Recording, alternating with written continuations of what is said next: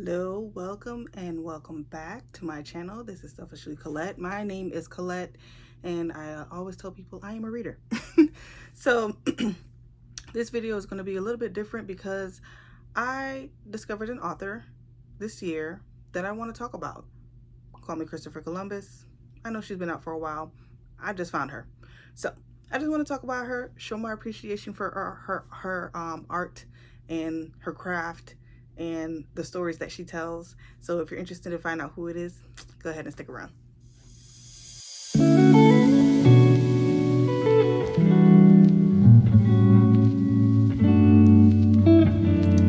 All right, so you guys, I just want to thank you so much for staying here. Please don't forget to like, subscribe, hit the notification bell so that you're notified anytime there is a new video that goes out. Let's just jump into it. My author that I want to talk about, that I discovered, that I feel like has found me in the time where I needed her is none other than Shae Sanders, everybody. Shae Sanders is the author of The Last Man on Earth. I did a whole book review on it earlier this year. That story stuck with me. I loved it. I ate it up. I gave that one a 4.75 if I'm not mistaken. I'll go ahead and link that video in case you want to go ahead and watch it. But Miss Shae Sanders, let me just tell you about Miss Shae Sanders. So again, I found her after I read The Last Man on Earth. In case you're wondering, I'm looking at my notes. So when I did The Last Man on Earth, I saw it floating around on Bookstagram, which is how I found it. I saw it floating around. Everybody and their mama loved it. They kept talking about it. It's such a fantastic story. I was like, you know, when books are hyped up, sometimes it's like, but is it? Is it? It was. It ended up being really good. Like, again, I gave it a 4.75 rating, and the book follows Villain and Ariana. They're on a flight. Villain is a rapper. He's going to his what is it called? His bachelor party with him and his homeboys or whatever be the case. And Ariana is the flight attendant on that flight. The flight goes down, and the only people that survived were Ariana and Villain, and they have to figure out how to survive for a few months on this island. No shelter, no food, no nothing. They have to figure it out. It's a survivalist story.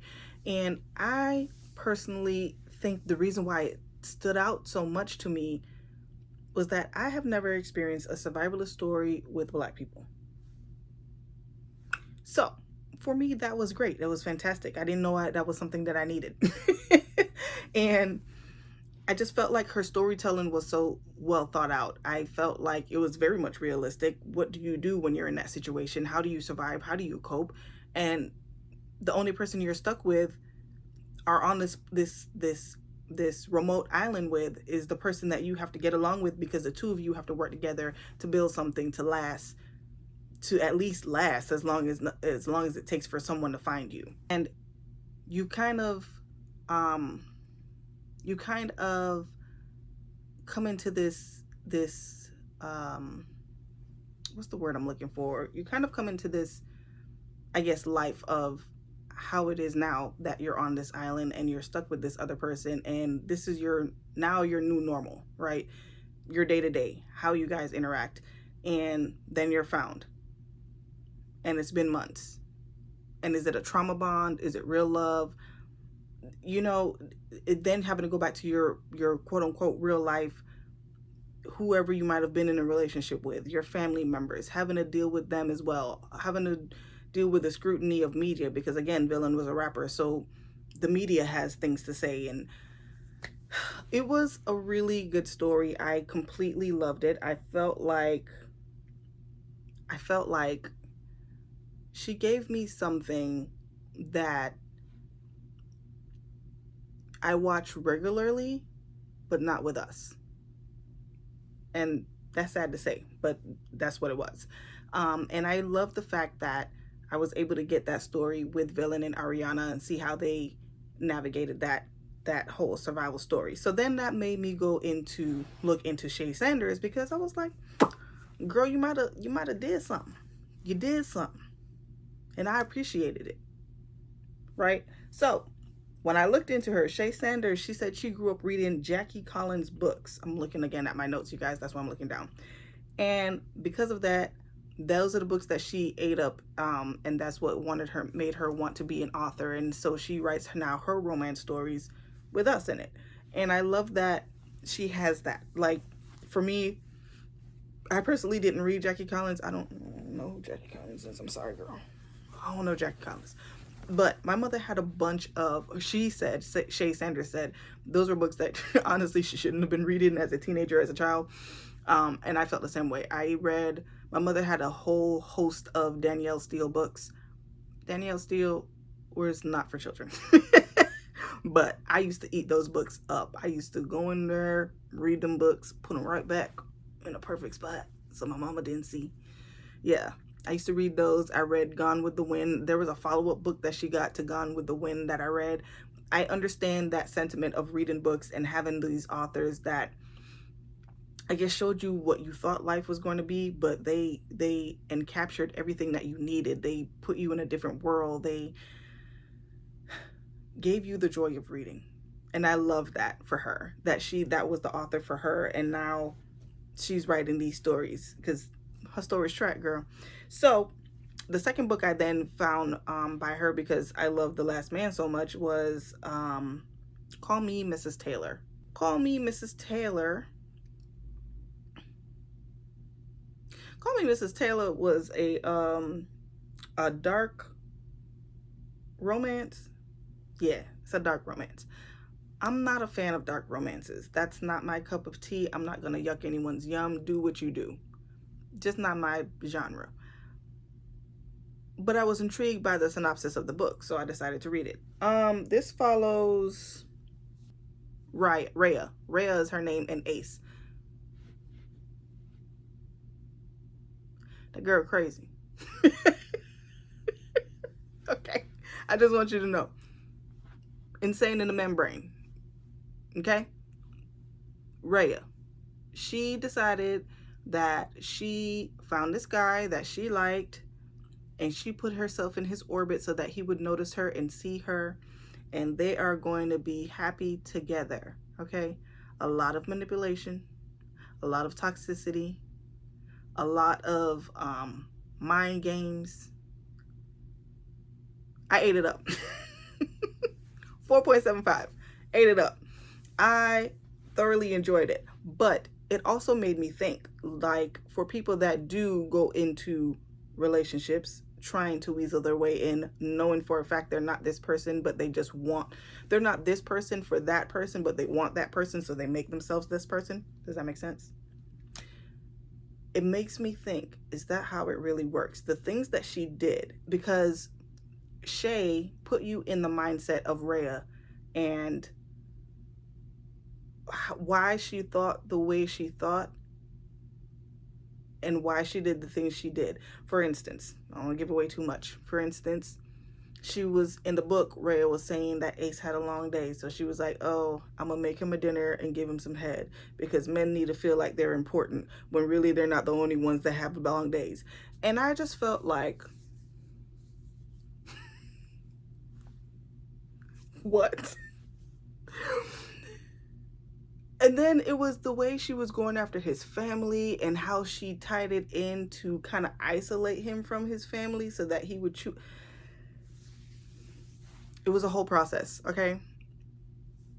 That book opened my eyes up to how people can really manipulate other people and get them away. Like, I know this is for entertainment purposes, but at the same time, she really did show how people can be tripping. Like, for real tripping. And then it also talks about the person that, well, in this instance, it talked about Ace. And Ace kind of needed someone to boost him up in a way to make him feel like he was the man and that he was providing for this woman. And she made him feel that, but at the expense of his relationships with his friends, his family. It was, but he wasn't a victim at the same time. It's a really good book. It is a really, really good book. I honestly would recommend anyone to read it. It honestly is a really good book. I just, there is a book two. I didn't care about book two because you already ended it the way I needed it to end. I don't want to follow up. That's just a me thing. That's not a it was a bad story and you shouldn't read anymore. I didn't care about the follow up. So, but Call Me Mrs. Taylor. Again, Shae Sanders. Her mind. Love that for her. And then finally, that brought me into book three that I read this year, which is Act Like You Mean It. Act Like You Mean It follows, what are these characters' names? Xandra and August. August is an actor, and he went on, August went on this podcast. Hold on, I'm getting a little bit parched. Give me a second.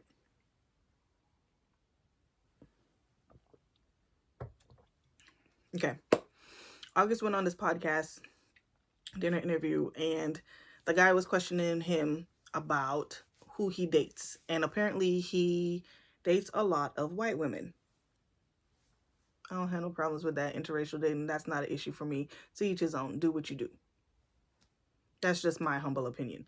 Unless, of course, you want to bash black women to then get with white women. That's a whole different story, and that's a whole different topic that I'm not going to get into right now. But that was their issue, is that he's like a B-list actor. He's only ever seen with white women, so they say. And so his fans are kind of stepping away because they're like, well, you know, you don't like us. So his PR team puts him into a PR relationship, basically to solve that issue. And he gets with Xandra. And Xandra is a socialite slash influencer. Okay. This story to me was very reminiscent of the things they were saying about Michael B. Jordan and Lori Harvey. A lot of people thought it was a PR relationship. I personally don't care. I don't care enough to speculate whether or not it's a PR relationship.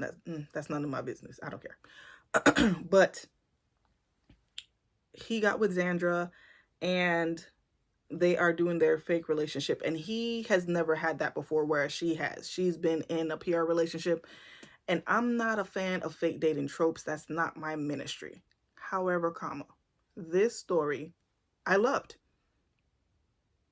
I ate it up. I thought she did it really well. It was executed great. It was a very short story. It was only like 200 pages. So it's not like some huge novel. I gave it 4.5 stars. By the way, you guys, my rating system I do from Cawpile, Cawpile. I'm not sure if you're aware of that, but I'll explain it. So Cawpile is just basically a method to get you to think about the rating that you provide your books. So for instance, Cawpile, it's an acronym. It all has different words for it. So the C stands for characters. I do my ratings out of 5 since most book tracking apps have a rating system based out of a 5-point system. So characters, you rate 1 through 5, 5 being the highest, 1 being the lowest. A is atmosphere, so the setting of the story, how, where they are, can you see it, can you feel it, are you in it with them? W is for writing, how the author wrote the book, and does it gel with you? Because reading is subjective, right? What you like is not what someone else may like. P is for plot, the actual plot of the story, right? I is for intrigue, L is for logic, and then E is for enjoyment / entertainment. You rate all of these, all 7 of these, 1 through 5, and then you divide by 7. And you get your rating from that. So that is how I rate my books. So that's how I got the 4.75 for the first 2 books I talked about, and then the 3.5 for this book I'm talking about now. And so I loved it because they were introduced to this PR dating relationship, and they both realized as they got to know one another that they actually aren't that different from one another. They have their likes, they have their dislikes. You're not going to like everything about the person, right? But they realized that they actually had a lot of things in common, and they enjoyed each other's company, and they enjoyed being in quiet with one another. I feel like, me personally, I feel like that's a big deal. If you can enjoy being quiet with someone, that someone may be for you. Just saying, you know?